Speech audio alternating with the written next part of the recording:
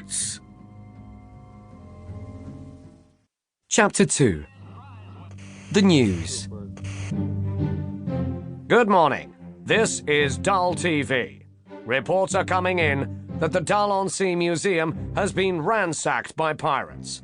Police say that the museum's CCTV failed to catch sight of the intruders, and no fingerprints or other evidence has been found.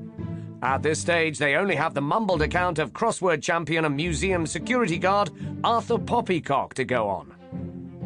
We now cross live to the news conference at Dallonsea Police Station, where Chief Inspector Clueless will be sharing the latest developments. We're baffled. And now to our roving reporter in Dallonsea. I was just walking home from the pub when I saw them. Hundreds of them there were, waving their cutlasses and singing and cursing and all excited like. Carrying a load of treasure they were. The wife didn't believe me, said I were drunk, she did. Told me to sleep in the spare room, she did, and not to muddle the clean washing, 'cause it was all neatly folded like. I'll be ironing all day, I will. I'll have to wash the sheets too. They smell of stale beer and chips. And we've got guests coming Tuesday week. Drunk he was. Pirates, he said. Have you ever heard anything like it? Pirates, in this day and age. So that's eyewitness Mervyn Wobbly and his wife Sheila, residents of Seaview Terrace. Now, back to the studio. Matilda munched on her pirate pops and listened to the radio intently. The robbery at Dallonsea Museum comes 1 month after the archaeological dig at Parrot Point was mysteriously ransacked in the night. Many of the treasures from the Parrot Point shipwreck had already been taken to Dallonsea Museum for safekeeping, but these were stolen in last night's raid. Police are yet to confirm that the two crimes are linked. Matilda loved pirates. In fact, her best friend, Jim Lad, was a pirate. Taking an old bottle from the recycling box, she decided to write him a letter. If pirates were involved, maybe Jim would know something about it. We would advise householders to lock up their valuables and not to answer the door late at night, particularly to pirates. But we would also remind you that pirates aren't generally a problem in Dallonsea.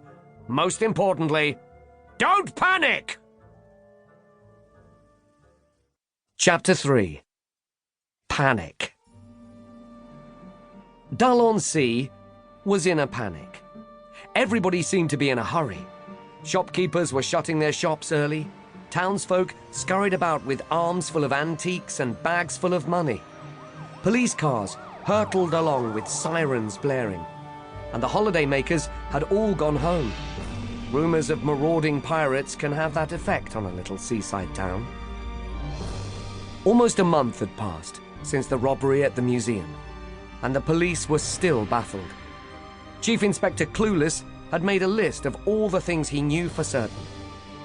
It wasn't very long. Raid on archaeological dig, 14th of May. Raid on museum, 12th of June. Both raids happened under a full moon. Nothing seen on CCTV.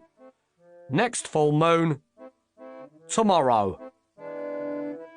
The residents of Dallonsea were rushing around, making sure everything was under lock and key. The bank had no space in its vault, and every safety deposit box was full.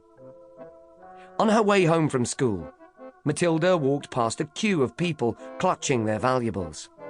The doors to the bank had been locked, and the queue stretched around the corner, down the hill, around another corner, and along the seafront. Everyone in the queue looked nervously out to sea and muttered unintelligible nonsense about pirates. Mrs. Penelope Wise, the bank manager, was trying to persuade people to go home.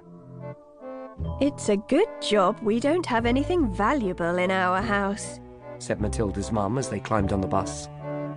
The bus was jam-packed, but they squished themselves between people on their way to the DIY superstore to stock up on padlocks. The traffic was crawling along. Hundreds of